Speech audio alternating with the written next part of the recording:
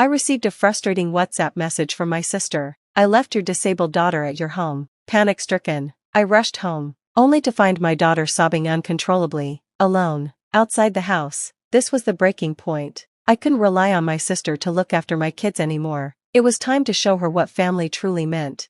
My name is Amanda. I'm 43 years old and have a passion for baking. Ever since I was a kid, I've loved experimenting in the kitchen. You'd think I'd be a master by now, right? And, well, not to brag, but I am, mostly. Except for chiffon cakes. My kids love to tease me about those. Mom, your chiffon cake's so dry. Don't worry, we'll help you next time. But when it comes to muffins, I'm a star. My kids' friends often gush, we wish you were our mom. My own kids just give me smug looks, as if to say, yep, that's our mom. These little moments of banter and joy make family life so special, or so I thought. But my sister Kathy's idea of family was vastly different. This story begins a few years ago, during spring vacation, when my family visited my parents' home. We were casually watching TV when Kathy blurted out, lately, there are so many kids with developmental disabilities. I wonder why. Her comment was as out of place as it was jarring. The TV wasn't even discussing disabilities. Everyone, including my mom and husband, turned to her, puzzled. What's with the sudden comment? I asked. A colleague's child was recently diagnosed with a developmental disability, she replied. Apparently, kids who are restless or struggle academically might fall into that category. I don't know much about it, but honestly, I think Sarah might have one too. I was stunned. Sarah is Kathy's daughter, my niece. She'd always seemed like a perfectly normal child to me. Why would you think that? I asked, trying to stay calm. Well, compared to Ken, she's not as smart. Her language skills are underdeveloped. It's like she has a poor memory or something, Kathy insisted. Mom, my husband, and I exchanged uneasy glances. None of us were experts on developmental disabilities, but nothing about Sarah had ever struck us as unusual. Kathy, however, seemed fixated. You just don't get it, Amanda, she said, frustrated. I've been researching developmental disabilities. I know what I'm talking about. At the time, we brushed it off, assuming Kathy would consult a doctor if she was truly concerned, but by the time summer rolled around, her tone had shifted alarmingly. I knew it. Sarah does have a developmental disability, Kathy declared during another family gathering. Her voice carried an unsettling note of triumph, as though she'd just solved a mystery. Did you take her to a doctor? Mom asked, concerned. No, I didn't need to. I have proof, Kathy said smugly. Proof? Mom frowned. Stop talking like she's some kind of criminal. But Kathy pressed on. Sarah starts elementary school next year, and she still can't write the alphabet. She's in kindergarten. That's perfectly normal, I said. Even my daughter, who's already in school, struggles with some letters.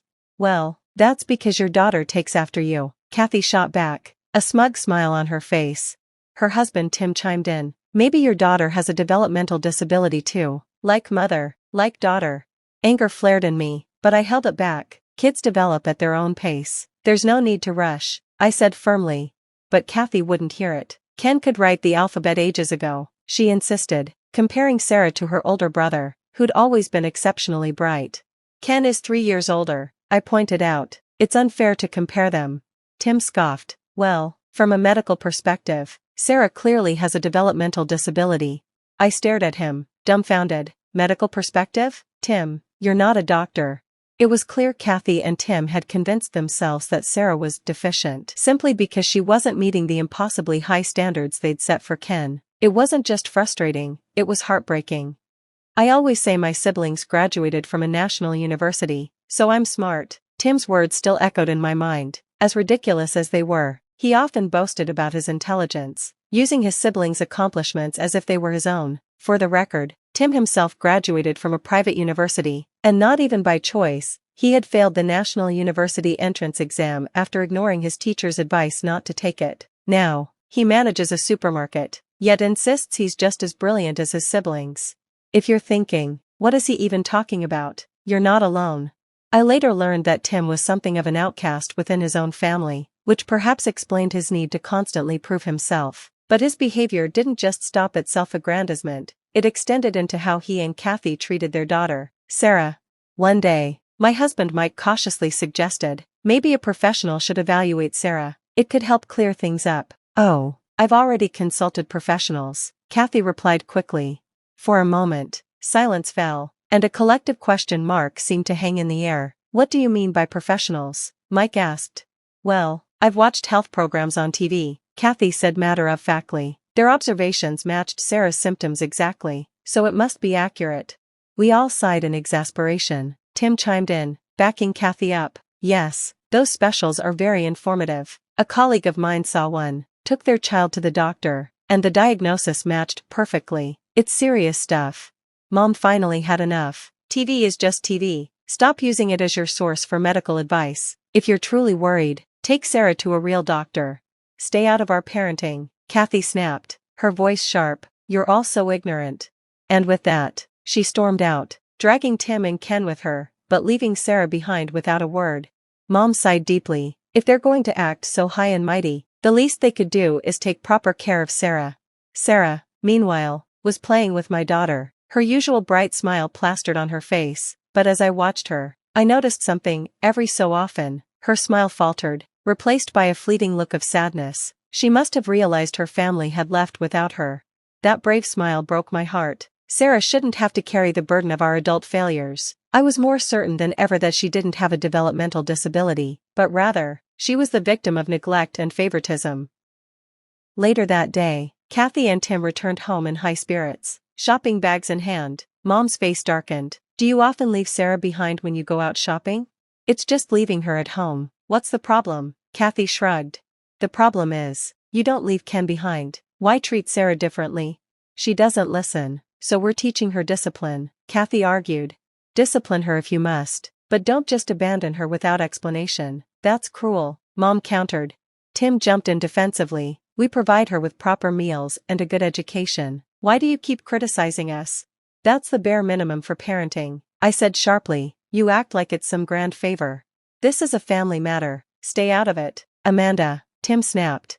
Sarah is my family too, I shot back. She's my niece. If she's being mistreated, I won't stay silent. My words seemed to hit a nerve. Kathy and Tim avoided my gaze, but their silence spoke volumes. If you suspect Sarah has a developmental disability, leaving her alone is even more irresponsible, Mike added. That's why we're teaching her to stay home alone. Kathy slammed her hand on the table. The argument dragged on for hours, going nowhere. Eventually, Kathy and Tim left early the next morning, cutting their visit short. Their favoritism towards Ken was painfully obvious throughout their stay. At meals, if Ken's favorite shrimp was served, Kathy and Tim would give him extra portions, even taking from Sarah's plate. Sarah, clearly used to this treatment, never protested. Instead, she simply complied, a resigned look on her face. The same pattern repeated itself in other ways. Promises of new toys and games were made to Ken, while Sarah was ignored. All family conversations revolved around Ken's achievements, leaving Sarah to sit quietly on the sidelines. It was heartbreaking to witness. One day, Kathy showed up unannounced with Sarah. Can you take care of her just for today? She asked. Even Sarah seemed confused by the sudden request. She glanced at me and said softly, I could just play in the park instead.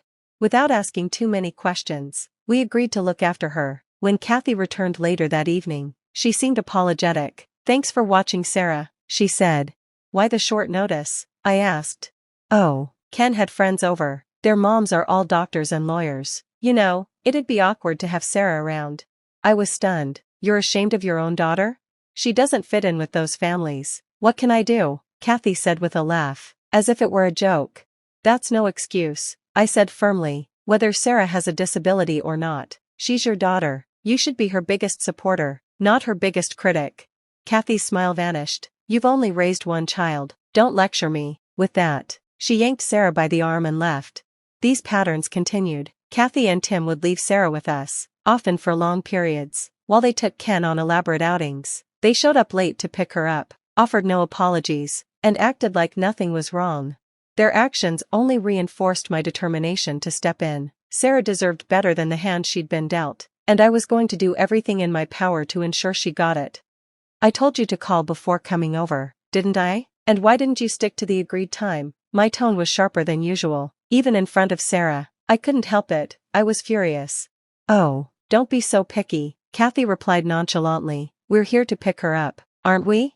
That's a given, I snapped. But you can't just drop her off carelessly without proper planning.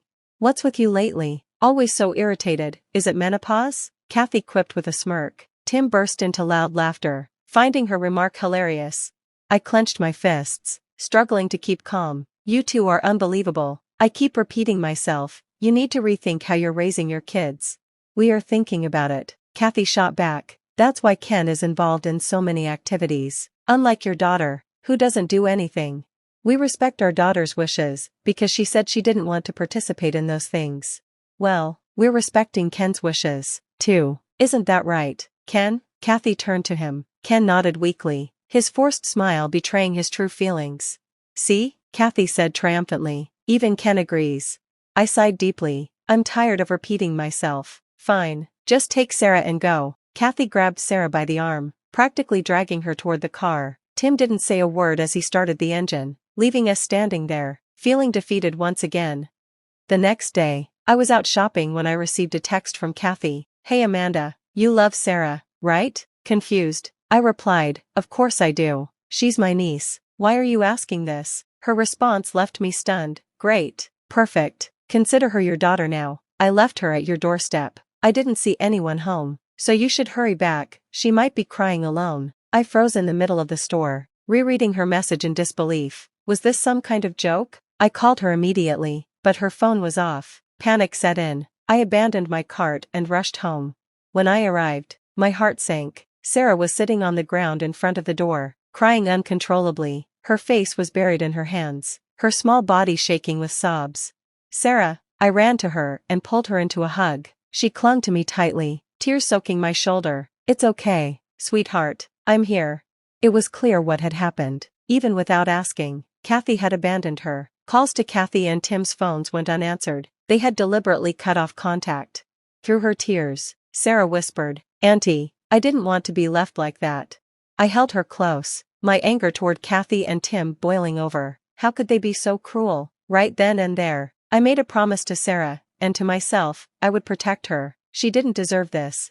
Within a week, my husband, mother-in-law, and I went to Kathy's house to confront them. We brought along legal paperwork to formalize Sarah's adoption. Our plan was clear, Sarah would become our daughter.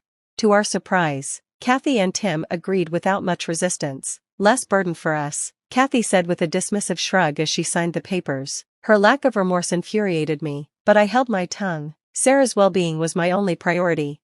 3 months later, Kathy showed up at our house unexpectedly. We want Sarah back, she said, as if the past few months had never happened. What are you talking about? I asked, incredulous. She's a genius, Kathy exclaimed. I just found out she won an art contest. Her painting was displayed at the bank. We didn't even know she liked to draw. I couldn't help but laugh at the irony. Of course you didn't know, because you never paid attention to her. That contest? I submitted her artwork myself. Her preschool has been encouraging you to nurture her talents for years, but you ignored them. Kathy's face flushed with embarrassment. Well, it doesn't matter now, just give her back. I shook my head. It's not that simple. The adoption is finalized. Sarah is our daughter now, but if she wants to go back to you, I won't stop her. She'll choose me, Kathy said smugly. Watch. I called Sarah into the room. When she saw Kathy, she hesitated, then clung to me. Mama, she said softly, a name she'd started using to combine mom and auntie.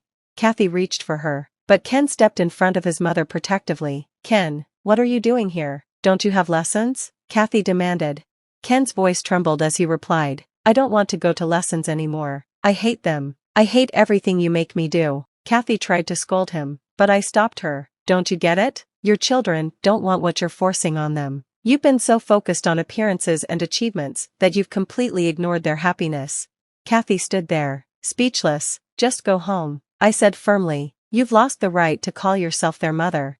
In the years that followed, our family dynamic flourished. Sarah, Ken, and our daughter grew close, forming a bond stronger than I could have imagined. Ken moved in with my mother, and Sarah thrived in our home, pursuing her passion for art. Though the road was challenging, it was worth every step. Our two-family household was filled with love, laughter, and the joy of watching the kids grow into their unique talents. Kathy and Tim, meanwhile, drifted into isolation, burdened by the consequences of their selfishness. Our lives weren't perfect, but they were rich with the one thing that mattered most, family.